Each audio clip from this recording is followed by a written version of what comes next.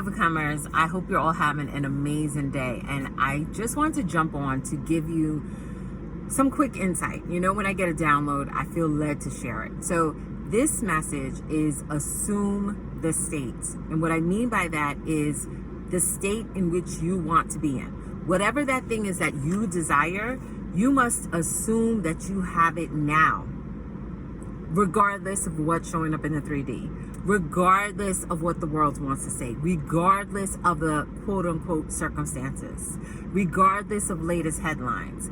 You have to, it's almost like, I know in the law of assumption community months ago, there was this big talk about being delusional. You almost have to be like, I don't care what's showing up in the 3D, I'm getting what I want.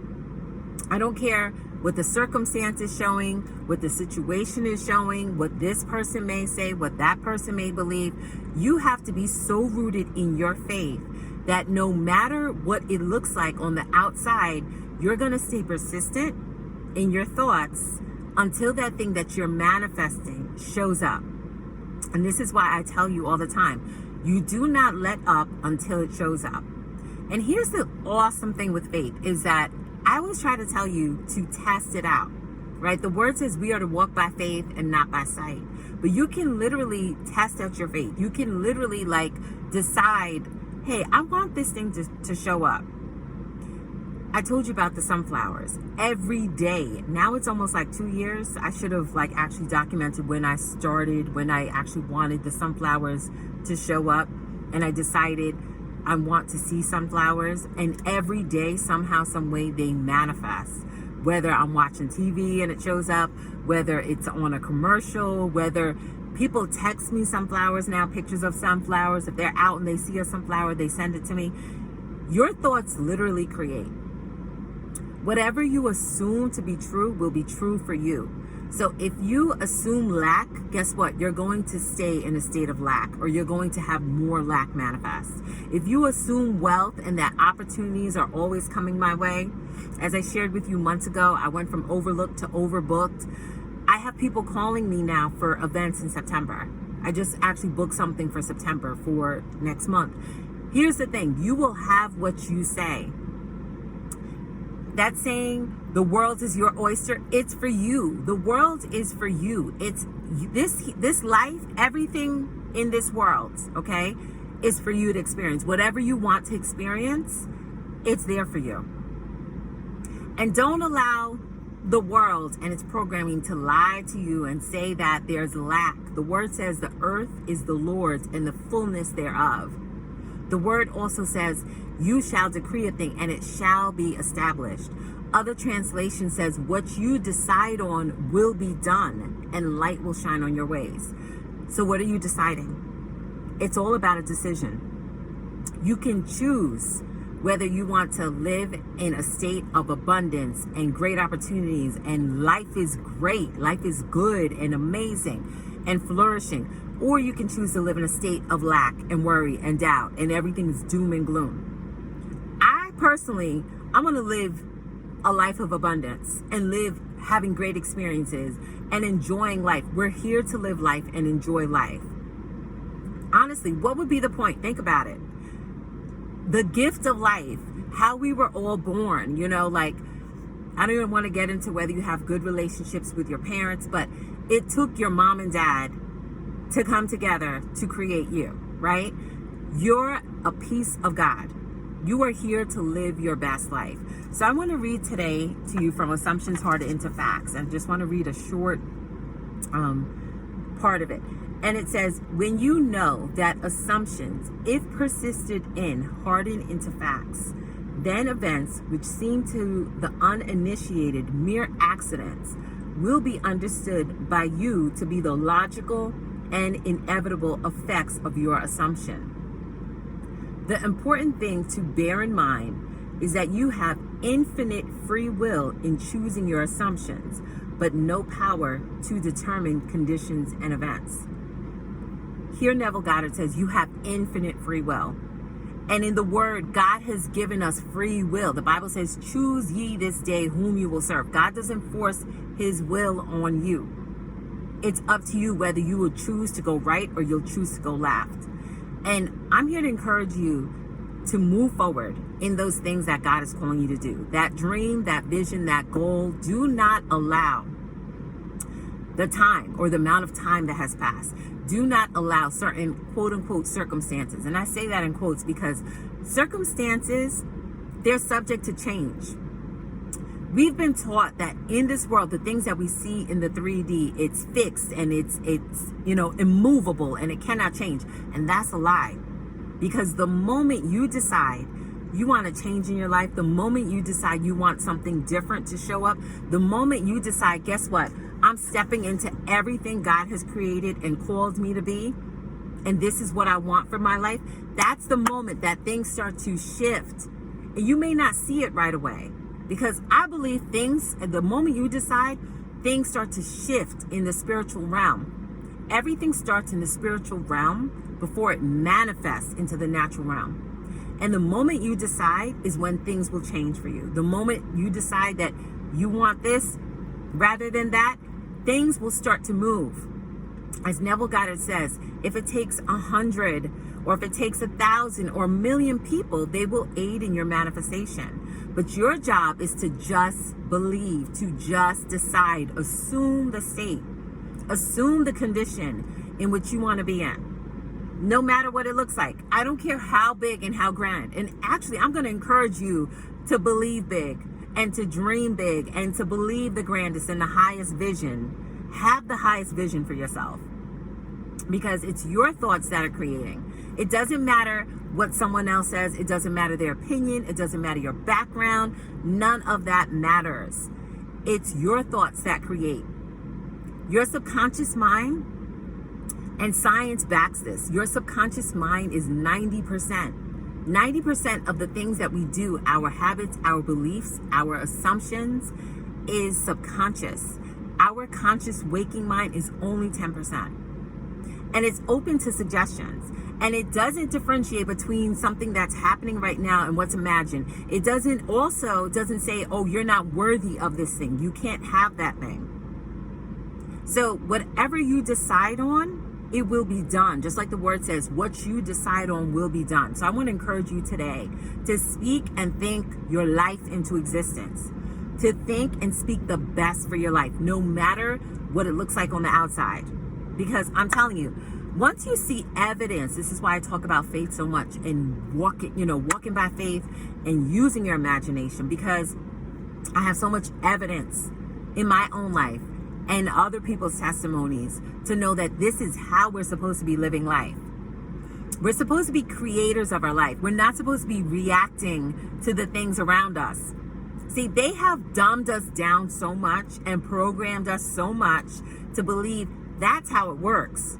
And they keep us confused and in states of confusion and doubt and fear off of the latest headlines, so that you never tap in to who God has called you to be and tap into that gift. Because if everyone was really walking in that power, okay, that Luke 10:19, behold, I have given you power over all the works of the enemy. If everyone would step into that power, things would shift. I'm telling you, things would shift. And those of us that know that this is how it works, and we are continually seeing evidence of our thoughts and moving in faith, that's why some of us are so immovable and unshakable in our faith, because we see so much evidence of our faith. I told you about the manifestation of the sunflowers. I told you about the charcuterie board. Also, certain things with my son from when he was a baby, speaking and believing over his life. Like the testimonies, amazing student in school, amazing leader, not a follower, in a world which will tell you, go every which way but the way of God. I'm trying not to get preachy, but it's Sunday, so I'm feeling it. To go every which way but not go with God. I thank God, a student who's focused. I thank God, a child who, he like his mother. As one of my friends said, he's very calm and zen, and he's like such a great kid. I thank God for that. But there's so many testimonies. Other people sharing testimonies with me of not having a job believing and thinking just from their mind what they wanted, and then lo and behold, a certain set of bridge of events, as Neville Goddard talks about, unfolds that leads them to that manifestation, to that desire, to that goal. So I want to encourage you, we are to walk by faith. You are made in the image of God. We are made to create. We are made by our divine creator to create our lives how we want them to be.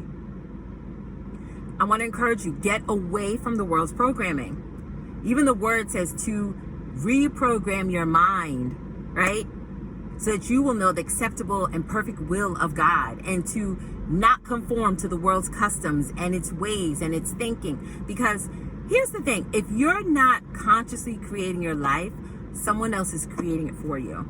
That's what Florence Scovel Shinn meant by, if you do not run your subconscious mind, someone else is running it for you. Someone else is dictating it for you. And you may say, oh, no, they're not. Nobody's telling me what to do. No, but if you're listening, constantly hearing negative stuff, doubt, fear, lack, sickness, you're going to start thinking, oh my God, it's so scary. It's fear, it's doubt. The couple years back, in that season when there was so much fear and so much lack and so much where the people that I saw scared the most and it bugged me out were Christians. I'm like, where's your faith? And the thing is, because faith is preached, and I believe it's not taught in a practical way, like you can literally put faith to work in your life and see things change, because it's not taught. I find that's why so many people ran and did certain things and just ran and moved in fear and not faith. But I'm here to encourage you to walk by faith and not by sight. Once you assume the state of that thing that you want, and you stay there in your mind that no matter what shows up, no matter what, you're going to stand on that thing. You're going to stand in faith and you're going to believe until that thing shifts and change. Because it must. It has to, because you shall decree a thing and it shall be established. Whatever you decree over your life, that's what will be established. It doesn't matter what someone else is saying. It matters what you're saying to yourself on a continual basis. And you are with you all the time. You cannot leave you.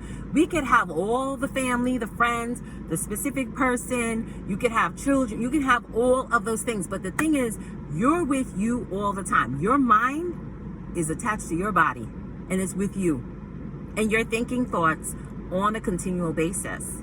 So this is why you have to, in order to shift and change things in your life, you have to be aware of what you're thinking. You have to, as Joyce Meyer once said, think about what you're thinking.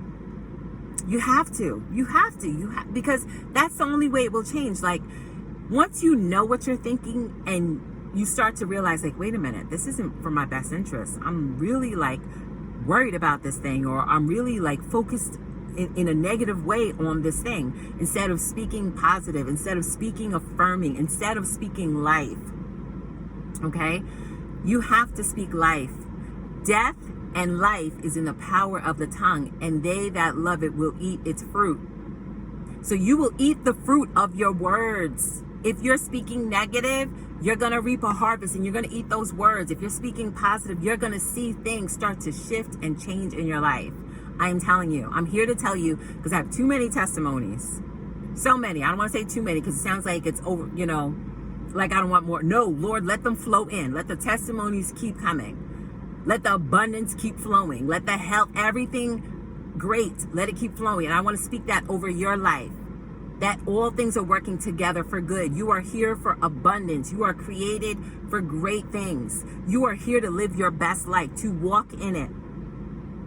Yesterday, someone had shared with me how they believe they're supposed to write a book. There were certain things that they walked through in the last several years that were really challenging. And now that they have, overcome them and they're on the other side now, they feel like God is leading them to write a book. I'm like, write the book. Okay? And I want to tell some of you, you're supposed to write a book. You're supposed to start that business. You're supposed to go back to school and do that thing. You know what you're supposed to do. Because here's the thing. It's not about you. You may be the person walking through that thing. You may be the person who has experienced it. But once you step into what God is calling you to do, it's going to help somebody else. Your gift, that's why it's a gift. Your gift is to give to somebody else. It's going to help set someone else free, right? The word says, whom the Son sets free is free indeed. And the word says, you shall know the truth, and it's the truth that makes you free. And those of us that know the truth that we're supposed to be consciously creating our lives. We're supposed to be moving in faith. We're supposed to walk by faith and not by sight, and not allow these things in the world to control us and to make us think a certain way. That's not to our benefit. So I want to encourage you to move forward in all the things that God is calling you to move in. You have that vision for a reason. Your age doesn't matter. Your culture, your background, none of that matters. If you are still here in the land of the living, God still has a plan and a purpose for you. So I hope this encouraged you today. I want you to assume the state, walk in that thing because it's for you. So I hope this encouraged you. I hope it blessed you. If you like this message, please like, share, comment, subscribe, and always be an overcomer. Love you all so much.